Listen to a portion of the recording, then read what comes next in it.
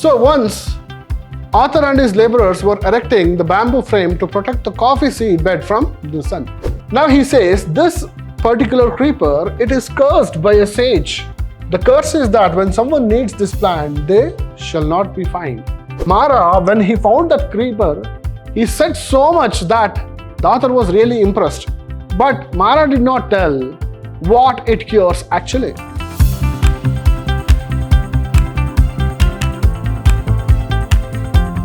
Hello students, I am Anil, lecturer, Vidhyaashram Pre-University College, the Temple of Excellence, Mysuru. In this session, we are going to look at a chapter which is titled Around a Medicinal Creeper, written by K.P. Purnachandra Tejasvi. Purnachandra Tejasvi is a prominent Kannada writer, novelist, photographer, ornithologist, publisher, painter and environmentalist who made a great impression on the Navya period of Kannada literature and inaugurated the Bandaya epoch with his short story collections Abbachurina Post Office. In the early stage of his writing career, Tejasvi wrote poems but later concentrated on short stories, novels and essays. He has a distinguished style of writing which has heralded a new era in Kannada literature. Purnachandra Tejasvi is a Kannada writer. So he is a writer, poet, ornithologist, photographer, and he is an influential character on the youth generation of this time. Around a medicinal creeper, this chapter throws light on misconceptions. It throws a light on misconceptions and mystification about the medicinal plants available in the Western Ghats. When you see India, this is the western part, and this part where Karnataka is there, this Western Ghats have many number of medicinal plants, but there are many stories which go beyond human understandings. The stories of characters like Sanna and Mara kept Tejasvi at bay. So Tejasvi was a landowner. There were many people who were working for him. They were elders, though they had medicine and they had knowledge of these medicinal creepers, though they did not know the scientific explanation for their medicinal properties. They knew something about those things. Unraveling the mystery of the unusual medicinal creeper lead author to pen down his experience. So this, Around a Medicinal Creeper, is an experience of K.P. Purnachandra Tejasvi. Let's see what he had experienced in his story. So what are the characters in this particular write-up? So here, the author is the main speaker. There are workers, Sanna, Mara, Krishna. There is a sadhu, Malayali sadhu, who helps one of these characters. There is this friend Chandru, who is a plant pathologist, and an English doctor who comes in the story. So once, author and his laborers were erecting the bamboo frame to protect the coffee seed bed from the sun. Coffee needs shade to grow, well-watered soil, but it should not hold water so much. So you know how coffee is grown. So they were erecting bamboo frame to protect the coffee seed bed from the sun. They needed something to tie the cane pieces placed across the frame. They wanted something like a rope to tie this. So Sanna was sent to forest to get some creeper and he got a whole bundle. So Sanna was sent to the forest, go get some creepers so that we can tie using those creepers. Sanna disappeared into forest and came with a whole bundle of creepers. Out of sheer curiosity, even author followed and saw Mara tying the creeper to a nearby tree. So in that bundle, there was a creeper. When Sanna brought the bundle, Mara was really surprised to see some kind of a creeper and he says, "Where did you find this?" And Sanna took all the people there. And when they went, Mara, looking at that plant, he tied the creeper to a nearby tree. Author was surprised and questioned, "Mara, why did you tie that creeper to the tree?" "The thief, now it will be lying here. Why, where do you think it will run to?" The author asked Mara. "Oh, you don't know about this creeper? It has been cursed by a sage. Now there is a story. The story begins from here, and from here we see many stories following this. Now he says, this particular creeper, it is cursed by a sage. The curse is that when someone needs this plant, they shall not be found. They shall not be found. So here, this is the curse that this medicinal creeper has. So when you want it and search for it, you won't be able to find it for dear life. That's why when you actually find it, you must immediately tie it to a nearby plant so that it will be lying there, explained Mara. So Mara said, whenever you want this, you don't find this. But whenever you find this, you have to tie it to a tree so that whenever you need, you may get this plant. Therefore, whenever you see this plant, you should tie it to a tree. This creeper has small leaves resembling beetle leaves. So beetle leaves you must have seen. And bears fruit in a bunch like grapes. Immediately after the rains, this plant comes up and flowers very quickly, puts forth flowers and fruit, and finally dies.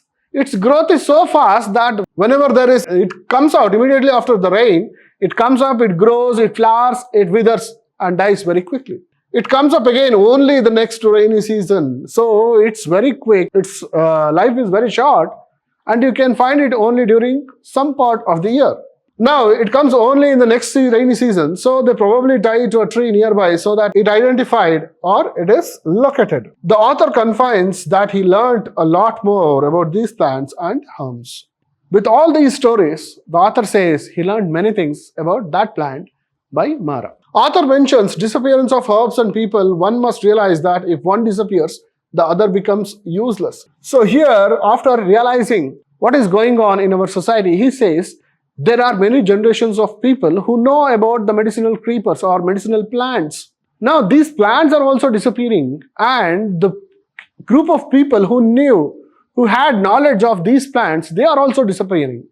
So, if one group disappears, the people disappears, we lose the information on the medicine.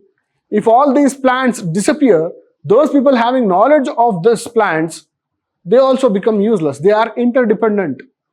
Therefore, the author says this. If he mentions disappearance of herbs and people, one must realize that if one, that means the herbs, disappears, the other becomes useless. Mara praised the creeper to the skies, saying that every inch of it was medicinal.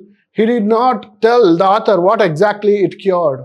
Mara, when he found that creeper, he said so much that the author was really impressed.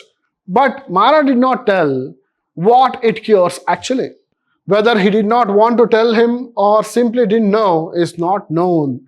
So in a jovial manner, the author says, I think Mara was bluffing. He actually did not know what that medicinal creeper has.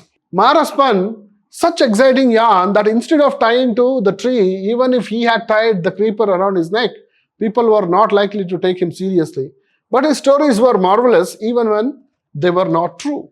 So Mara's stories were such that whatever he said, people would not simply believe. Even Mara took that creeper, tied it to his own neck. Nobody would question him. Mara says one more story regarding this medicinal creeper.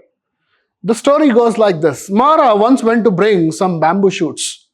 While he was cutting some bamboo shoots, then he cut his finger with the sharp sickle that he was using to cut the bamboo shoots. So when that thing happened, his blood flowed like anything. Then there was somebody who took that leaf, covered the wound with that leaf, tied it with the clothes. So suddenly he was taken to a nearby hospital where there was an English doctor. So there, when he wanted to treat the wound, he removed everything. And for everybody's surprise, there was not even a wound. The doctor was really surprised and shocked when he said, when Mara said the entire story, the doctor could not believe. The doctor said that he was making him fool. And Mara says, sir, look at the blood that I have on my shirt. Then everybody believed. Then that doctor wanted to know which plant was that which cured his wound very quickly. So they went into the forest. They searched everywhere, but nowhere they could find the creeper. The doctor becomes so angry that he says, I will give you half my estate, just show me the plant. And Mara said, no, he did not know. And doctor becomes very much angry and he says, if you don't show me that creeper, I'll shoot you. But Mara begs for his life and says that he really does not know the plant and he also does not know how his wound was cured. This is about that medicinal creeper Mara told the first story.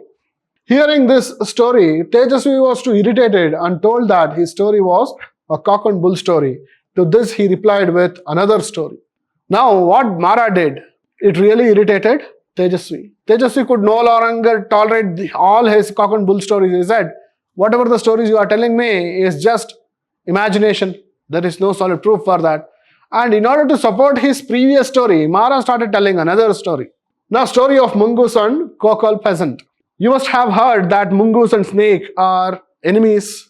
They fight wherever they find each other. Kokal is like an eagle, a bird. So whenever these two fight with a snake, a venomous snake, when they get bitten by snakes, they immediately go find this plant, eat its leaves, and they get themselves cured with the poison of the snake. So this story is also told by Mara. So that medicinal creeper has this medicinal property that it cures something which is poison to the body.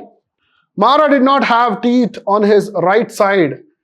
He had to chew everything on his left side. He was aged and perhaps they had fallen off naturally. But why only one side? I was curious. So this Mara, he had lost his teeth on the right side. And for that he already had a story. Like this, the story continues. We are now at the half part of the story. We shall meet in the next class and next session and continue the story. Thank you.